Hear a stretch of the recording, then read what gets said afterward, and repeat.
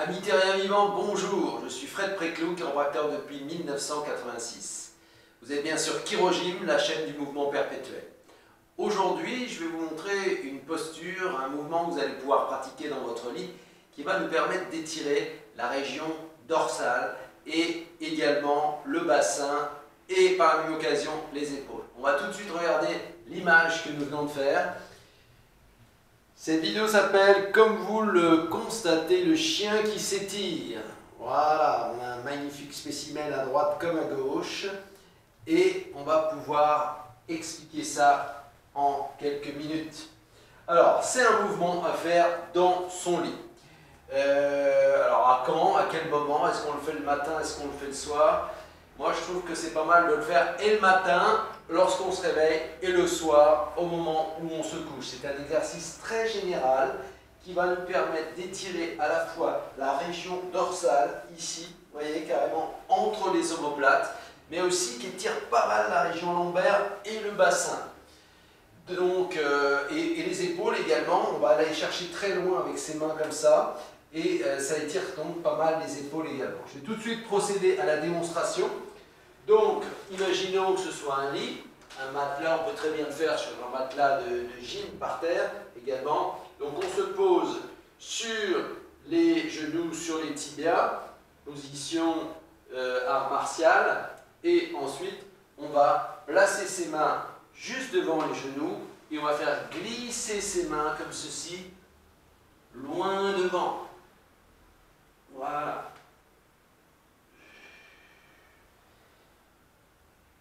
Voilà. Et on s'étire. Et on profite. On sent que ça fait du bien. En réalité, ça fait mal, mais c'est un mal qui fait du bien, bien entendu. Et on reste à peu près, on va dire une minute. Au bout d'une minute, c'est suffisant, surtout si vous faites ça tous les jours. Vous allez rapidement progresser, vous allez rapidement sentir que la raideur s'évanouit, la raideur disparaît pour laisser place à une mobilité réjouissante, une mobilité qui va vous permettre de vous sentir plus souple, plus flexible et plus jeune, car vous êtes trop jeune pour devenir vieux, ne l'oubliez jamais. Je refais une petite démonstration, on remet les mains, on fait glisser ses doigts comme ceci vers l'avant et on va chercher très loin. Voilà. On a tous vu autour de soi un ou plusieurs chiens faire cet étirement-là. Donc ces animaux le font de manière naturelle. Nous, c'est pas si naturel que ça.